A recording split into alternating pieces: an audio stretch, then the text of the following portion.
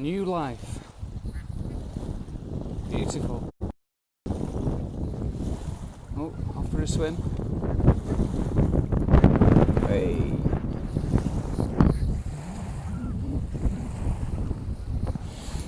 Lovely. So, hey up. I hope you're well on this lovely Sunday. So, that was nice, seeing those little ducklings there.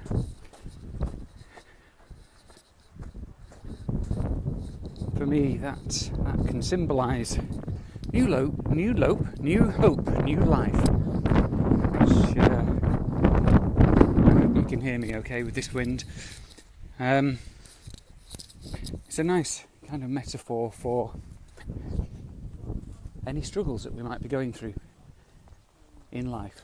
There is always hope. Spring always comes around and new stuff grows. The cycle of the seasons, birth, death, love, and there's always hope, even in the ashes of destruction. And you may feel destroyed due to a relationship or a job or a death, and you might feel mourning in the depths of despair. But from those ashes can rise the phoenix of hope, the duckling of hope. So I hope you can hold that in your heart if you are struggling at the moment. So I wanted to talk about a couple of things today. One is around expectation and disappointment, which I shall come back to.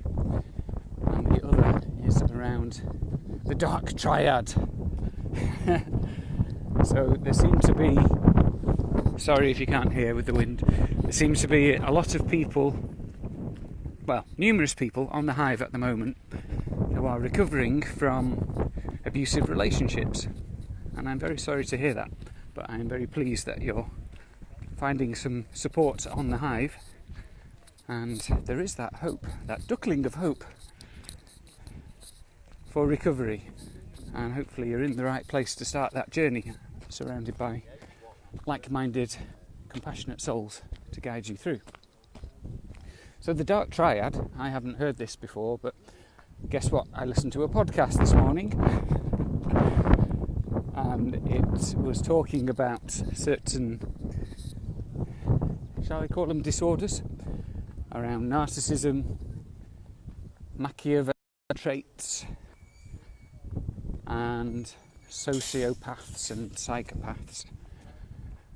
So there's lots of similarities between those people who exhibit those traits, and they use their powers of manipulation and charm and putting their wants and needs ahead of anybody else's to abuse, manipulate, gain status or power or esteem, whatever it is, at the expense of the poor person who's being abused. So it was an interesting podcast, and it got me thinking about recovery from the perspective of the victim, and also so the person who is a sociopath or psychopath or narcissist or Machiavellian, I wonder if they can ever let go of those traits and become more heart-centered, more compassionate and kind and aware of how they're being and how they're affecting other people.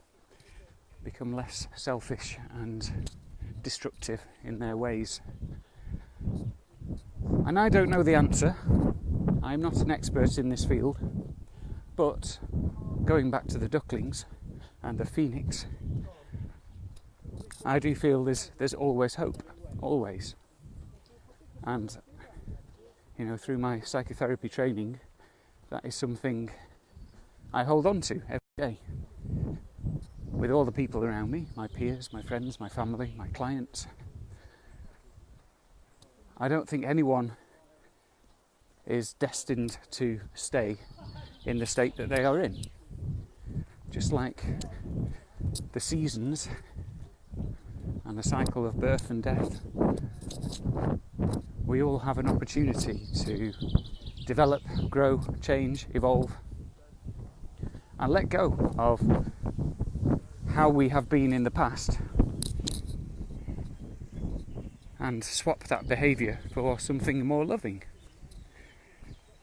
So I find that naive or fairy tale-ish, but that's what I hold in my heart, and maybe there are exceptions. Certain leaders of first world countries, perhaps, maybe in this life they will never let go of their sociopathic or psychopathic behavioural tendencies, but maybe in the next life. But who knows, maybe they will come to some kind of personal crisis and reevaluate and reinvent themselves. My dad reinvented himself. I feel like I've reinvented myself. It's a work in progress. And I used to have some narcissistic traits. I probably still have some narcissistic traits. But I don't act as a narcissist these days, at least not consciously. And if I do, hopefully I can notice, acknowledge those things, apologise and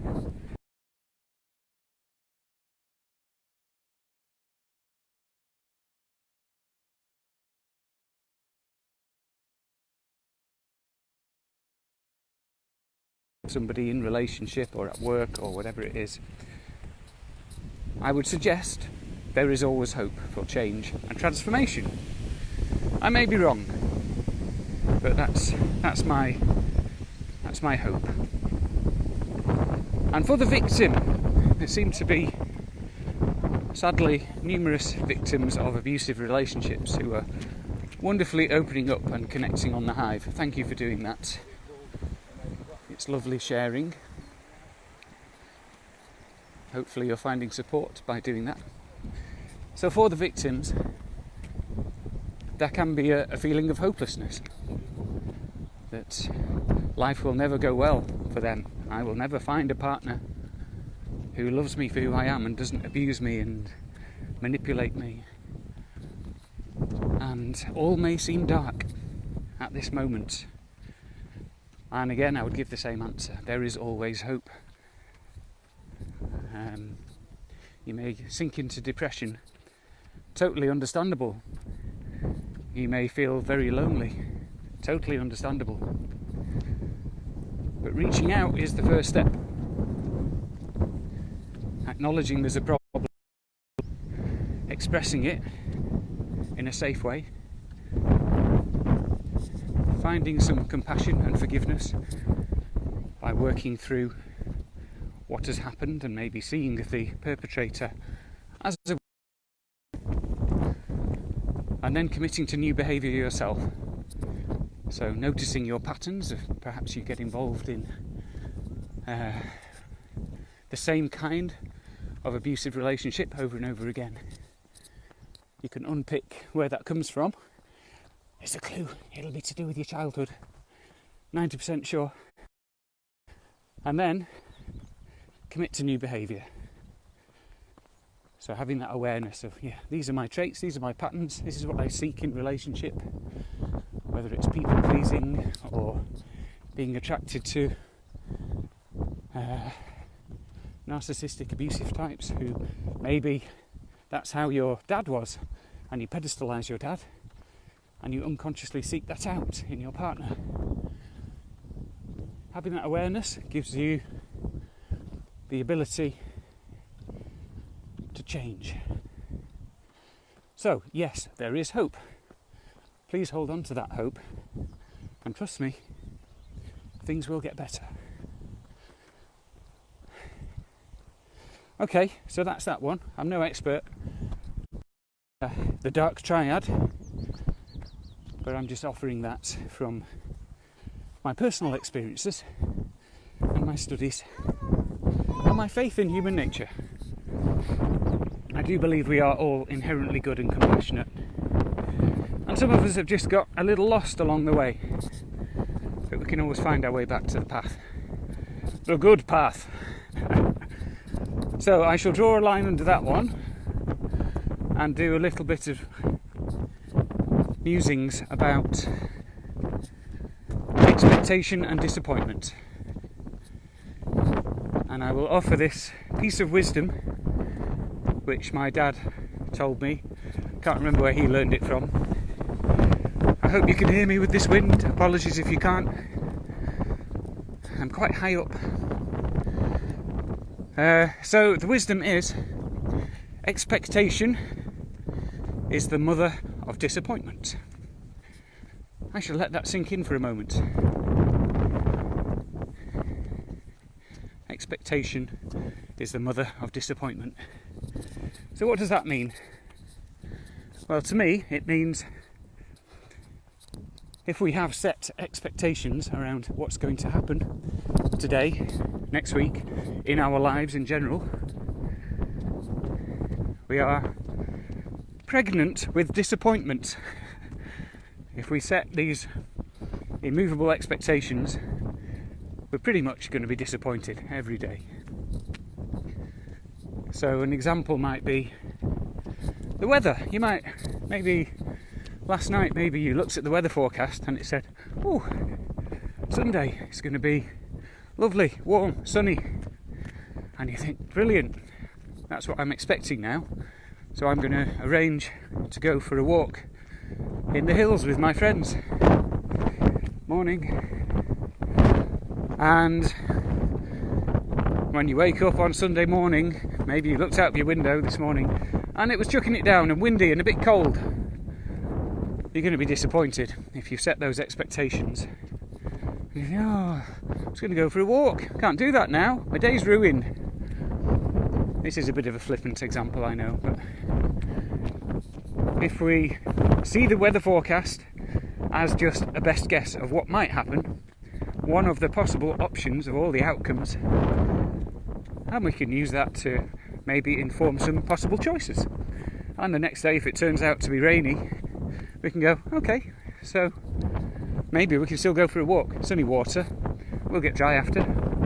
Or you can say, no problem, I'm not attached to that outcome. I'll do something else instead. I'll do that jigsaw. Or have a Zoom with my friends instead. And then we don't get disappointed because we haven't been focused on a particular outcome that actually we don't have much control over most of the time, if any control. Yeah, so having no expectations is not the same as having no goals. We need to have goals. We need to have stuff to work towards to make our life meaningful, I would suggest. So I'm not suggesting that we just drift from day to day, meditating, sitting on our backsides and not trying to achieve anything. That's not the point I'm making here.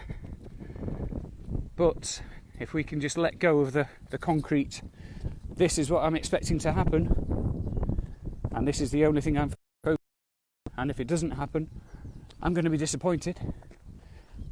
What happens to your mental health if you do that? Maybe you drop into depression or despair, and you give up, or you get angry or anxious. Oh, this was supposed to happen and it hasn't. What's going to happen now? Maybe there are expectations around the pandemic of when you can see your family or get back to work. We're not in control of that. So with each government announcement, you might get disappointed, and that might bring you down, spoil your day, make you feel anxious or many other difficult feelings.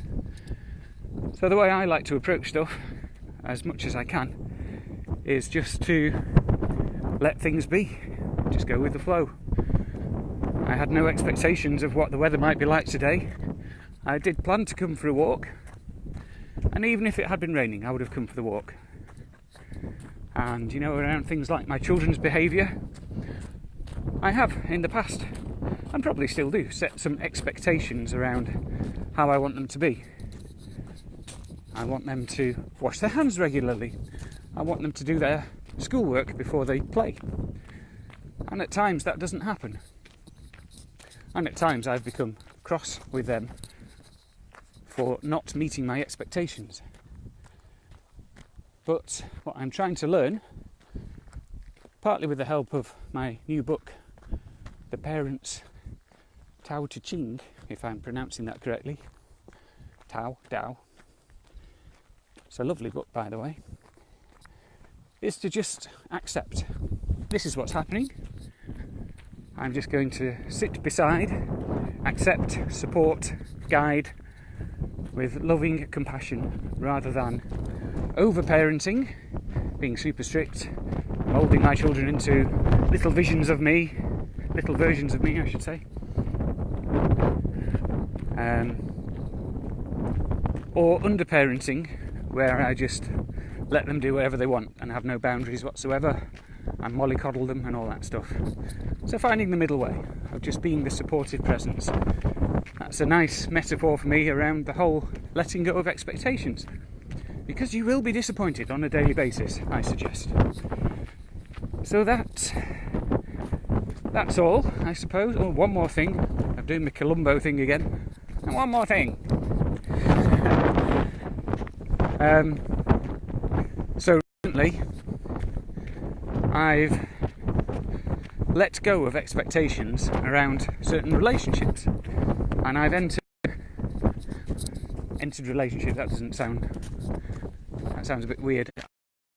Met some people and conducted those relationships without any expectations around how it may evolve.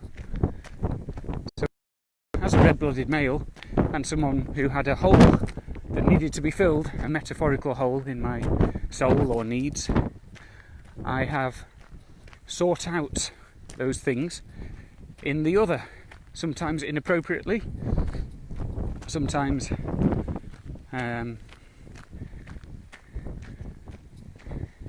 I'll move on.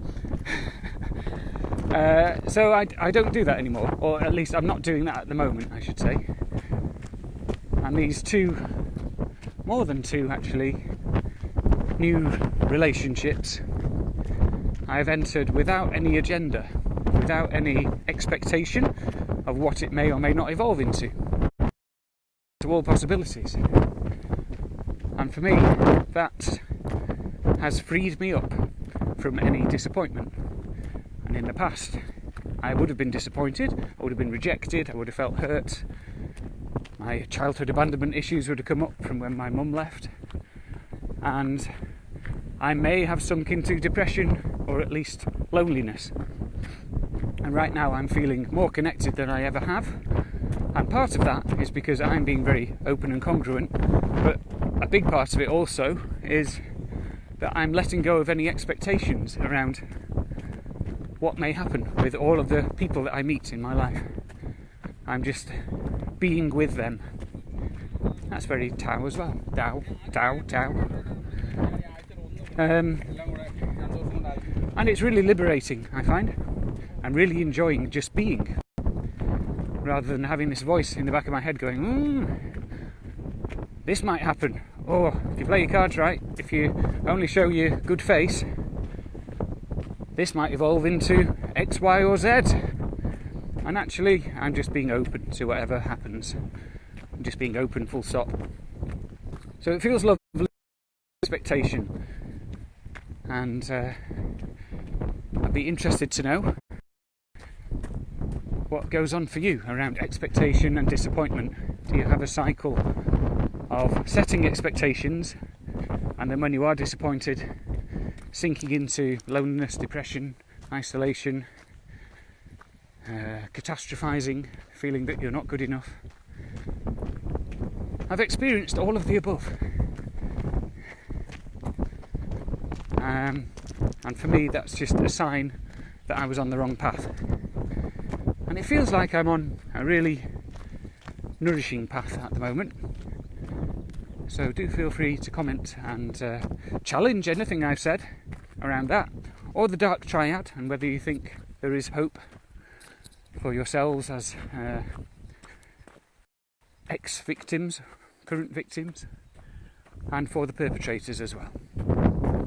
And either way, I hope you enjoy your Sunday, whether it is rainy, sunny, windy, or whatever else. Take care of yourselves, and midday today, if you want to give yourself a break, join our Simon. He's lovely. He's a meditation teacher, and he will lead some lovely meditations to bring some peace and calm, and some reflections or poetry, and some optional chat. 12 o'clock today on Zoom. Check out the link on the Hive. And tomorrow night, Christine Lafferty is coming back in to continue talking about Ayurveda. She knows so much, and she's so lovely, and it's really interesting, I find. So check out the event there. There's a couple of quizzes that you may want to do beforehand. One to find out your Ayurvedic body type, and the other to find out your Ayurvedic emotional type. I've done mine this morning, and it's interesting stuff. So take care, be kind to yourself and others, and may your Sunday bring you whatever you wish it to bring, without having any fixed expectations, of course. Take care, bye.